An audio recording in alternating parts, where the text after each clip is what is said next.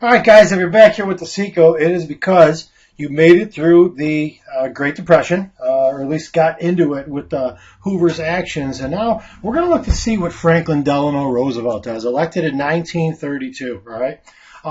In that election in 1932, he came in as intelligent, energetic, self-confident, and really charmed the pants off the American public with the way that he spoke and his ideas. So he's going to end up really restoring the public confidence by just speaking to people through what he calls his fireside chats, right? So as we continue to roll here, kind of that's giving you an idea of him reaching out to the mass public through all of those mediums. So basically what he did was he really prepared to lead the nation by surrounding himself with what he called his brain trust, or his people he put in a cabinet and not close to him that really helped him, make good decisions for America in that depression. So surround himself with the great group of advisors, and sure, the Secretary of Labor was Frances Perkins, the first female cabinet position, female to hold a cabinet position. So his informal advisors, or this other group of people that he surrounded himself with, was a group of very smart people, intellectuals who favored reform, who really looked at, changing America, changing the way the government saw America or helped out.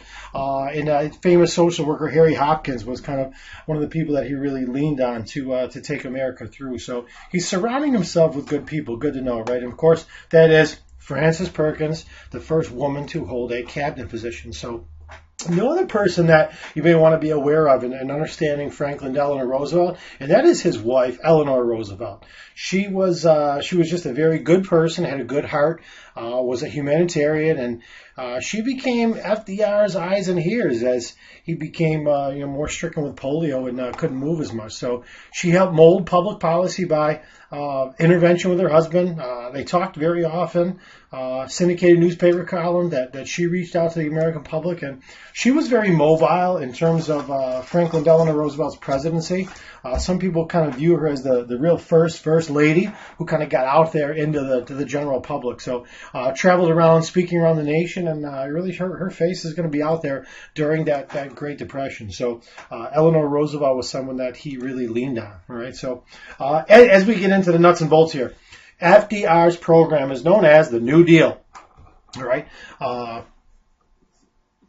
Every kind of president in this, in like the 1900s, has their own little slogan, and this is going to be FDR's, known as the New Deal. You may be remembering Teddy Roosevelt and the Square Deal. So let's get it going. First thing here is the 3 R's. All right, the first thing he had to do for people was give them some relief, help the people who were suffering during that depression. Right. The second thing was we're going to look at some of these programs that are on the recovery side, really just prime that pump for the economy and get it to grow, get the economy back on the upturn, and then finally, we're going to look at some of his reform, and that is programs that are still around today, programs that are around so that we don't have another depression. So when you look at his programs, you can kind of slot them into one of these categories, right? Relief, recovery, and reform, right? What you will see is Congress working side by side with Roosevelt. They pass a wide range of relief legislation as part of the New Deal. And we're going to take a peek at his kind of alphabet soup, if you'll call it here. And we're gonna look at some of those programs. So let's get it going. When he got elected, all right, famous quote from Roosevelt: "I pledge myself to a new deal for the American people." And he said that often in those fireside chats, reaching out to the public. So when you look at these programs, you might want to cruise back to this slide and really check it out. So these programs are going to be more on the relief side. Not long-lasting. They're just there to kind of prime that pump and get the economy rolling. When you look at these programs, kind of later on in the administration, they're kind of recovery, getting the government out of the depression. And then these right here, these laws are still around today. So reform are long-lasting. So let's get it going. The first problem, if you remember, was there were many banks that were closing during that depression. And what the FDR did, this first action, he gets elected in 1932, is announce the Emergency Banking Act. All right, he even referred to it as having a bank holiday. And what he did was very strategically closed all the banks to stop people running to those banks and taking that money out. And he basically said that these banks are not going to reopen until they are sound financial institutions. So he said, we're going to reopen those banks as long as people know that their money is safe. And if they don't have to worry about that money, they can basically leave their money in there, and those banks will remain open, right?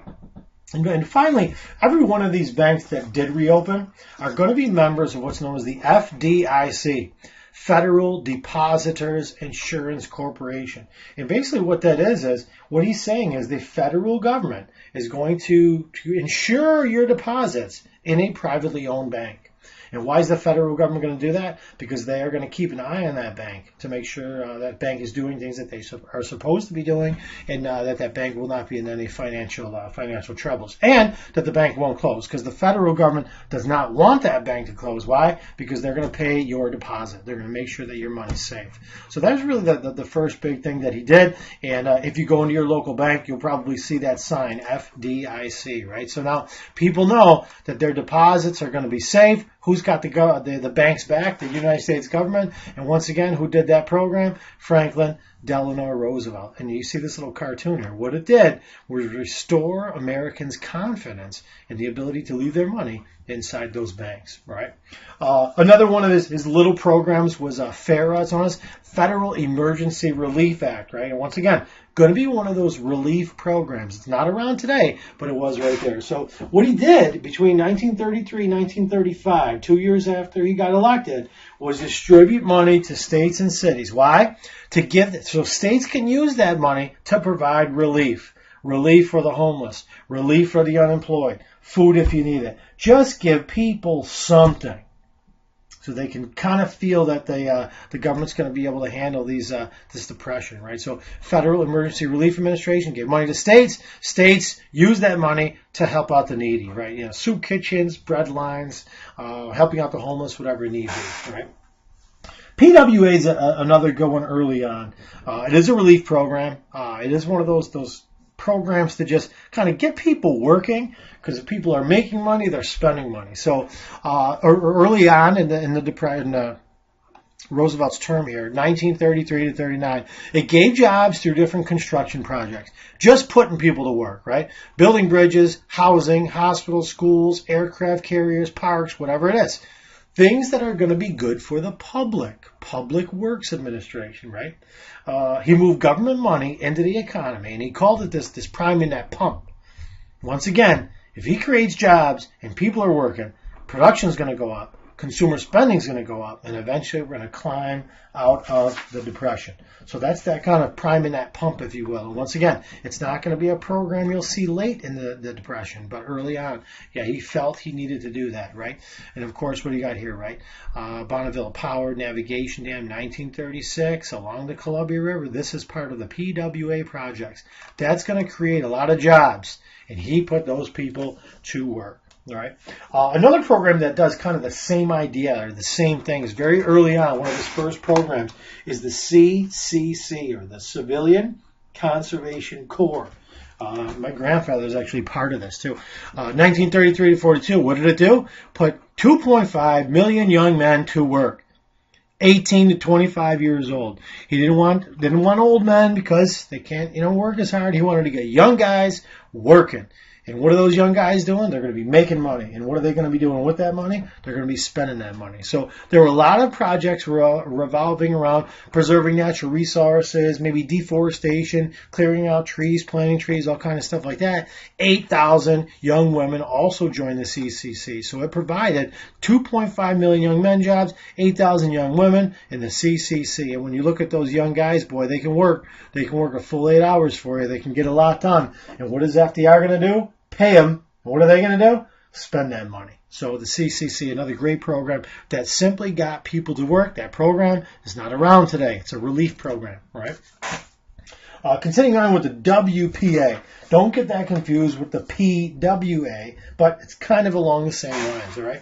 The Works Progress Administration, 1935, otherwise known as the WPA, provided jobs for 25% of adult Americans. From 1935 to 1943, the WPA spent more money than any other program. It was huge. And what is it? It's giving them direct relief. The same idea. Putting people to work, putting money in their pocket, and getting them to spend that money. And through the Works Progress administration, roads, bridges, airports, buildings, playgrounds, golf courses, works to writers and artisans and everybody. 8.5 million jobs.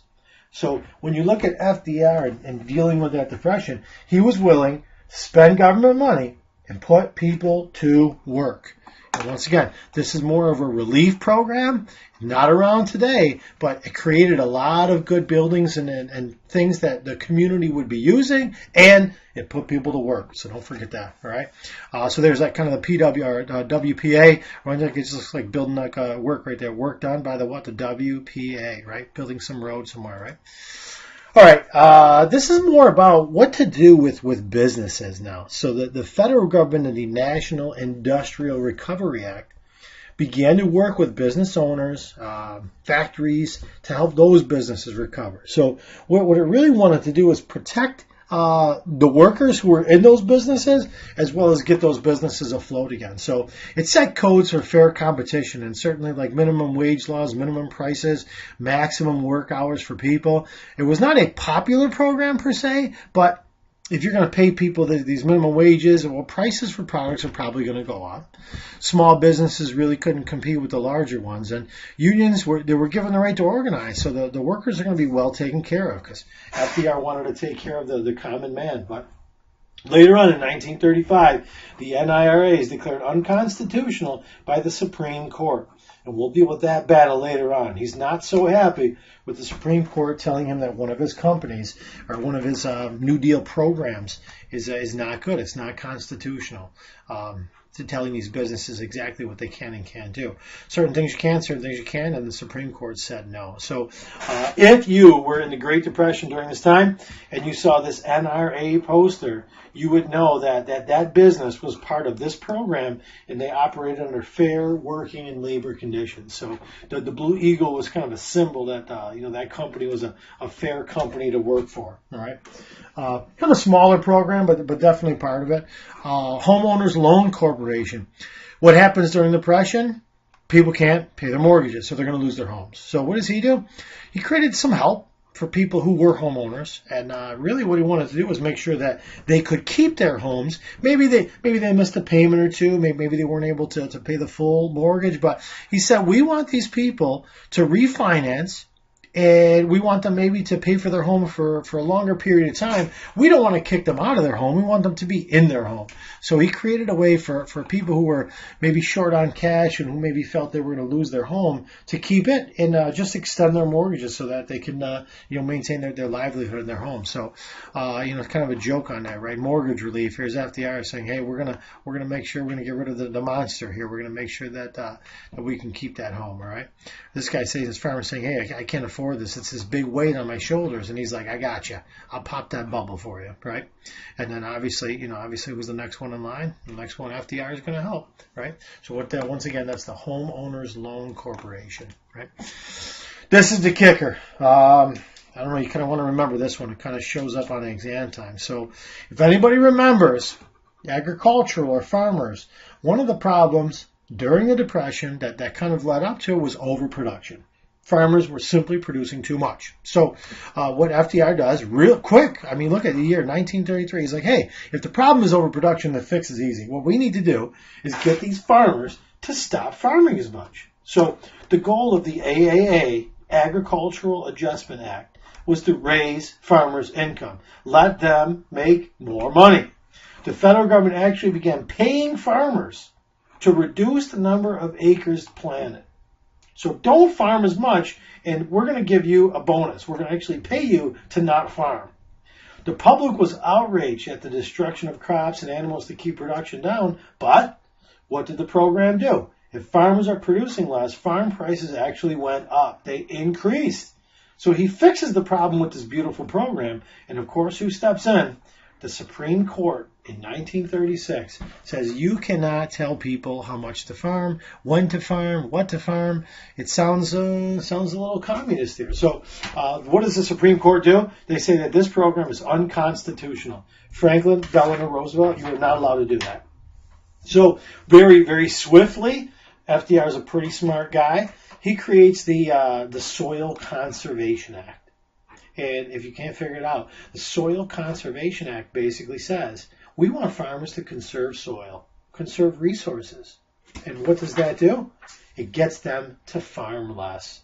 The interesting thing, the AAA, the Supreme Court said was unconstitutional. The Soil Conservation Act is actually constitutional.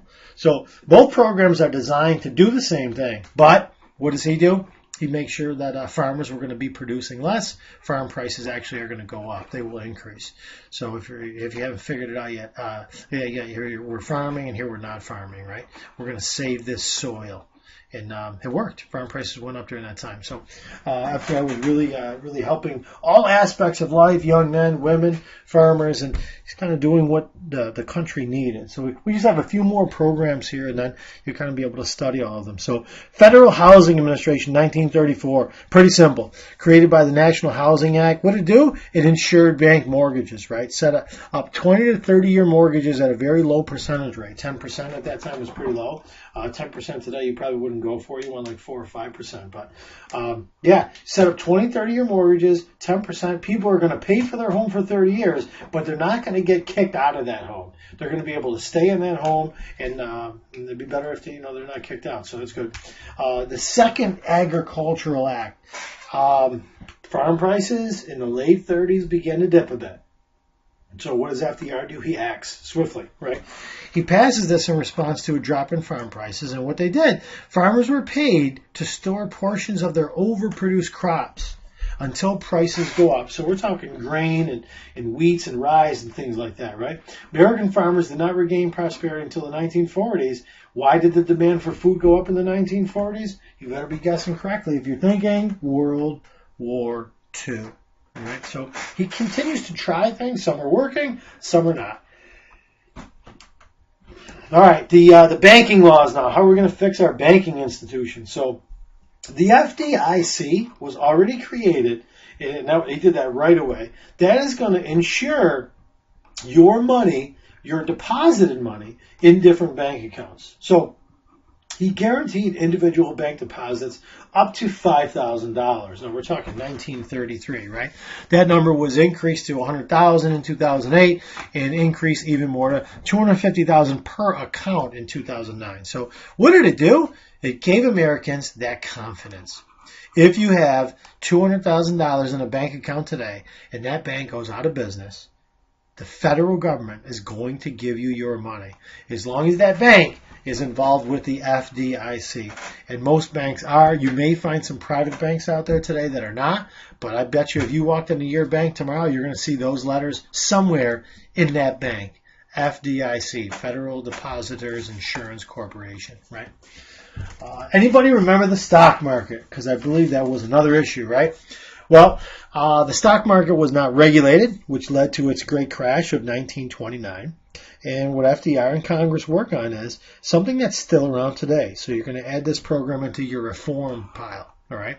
SEC, Securities and Exchange Commission, the SEC regulates the stock market, watches stock prices, watches for fraudulent activities, watches for fake companies trying to inflate their stock. And what did it do? It was created to avoid another stock market crash. Now, we've had ups and downs, but we never have had that huge crash that we did in 1929. So I'd like to think that the SEC, Securities and Exchange Commission, is actually doing its job, all right? So you may find that. You're going to see that symbol, of course, around stock market activity, Securities and Exchange Commission, SEC, right? How about old people? Well, FDR knew that old people during the Depression were hurt really hard because they can't work anymore because they're elderly. So what does he do? He sets up something known as the Social Security Act in 1935. Most of you are aware, you may have heard of Social Security. Maybe you've heard of Social Security Disability. But basically what the act was intended to do in 1935, it's changed over time. Well, there's three parts to it, right? Provided old age insurance that the employee would pay during the working years, provide an unemployment insurance for workers paid for by their employers, and gave assistance to dependent children, elderly, ill, and the handicapped. So that's known as a Social Security disability. But, I mean, what is it? I mean, they're going to tax your paychecks throughout your working years, and then when you get older, you're going to apply for Social Security. It's a way for you to have a little more money in your pocket when you get older, because you will no longer be working. And the hopes is that you will know, eventually you want to retire. You want to enjoy your elderly years, right? So, I mean, basically, 30 million of our citizens will reap the direct benefits through unemployment compensation, through age-old pensions. And once again, what is that? Social Security Act, right? The last piece is just a couple programs left over here, and then they're going to look at FDR in the later years and see what he did. But the National Labor Relations Act, known as the Wagner Act, Senator Robert F. Wagner of New York. You may remember him. He ran the Factory Commission that investigated factories after the Triangle Shirtwaist Factory fire. So Robert Wagner, right? What did it do? It allowed unions, it legalized it. It allows unions or labor unions the right to form, to create these unions, and collectively bargain. Ask for a raise, ask for better working conditions, all of those issues, right? And then created the National Labor Relations Board, which is kind of the overseer. And they're going to make sure that fair practices are being done by unions with employers, and make blacklisting illegal. If you don't remember that term, blacklisting was if you were in a union and you went to get a job somewhere, they might not hire you. You'd be put on this blacklist because you were a union member or a union activist. So it forbade the practice of not hiring members of a union in a factory. It made that illegal. And last but not least, 1938, right before we get into the war here, we have the Fair Labor Standards Act, 1938, referred to as the Wages and Hours, right? So set minimum wage laws and maximum work week laws. Banning child labor, finally, look at the year, man, 1938, crazy, right?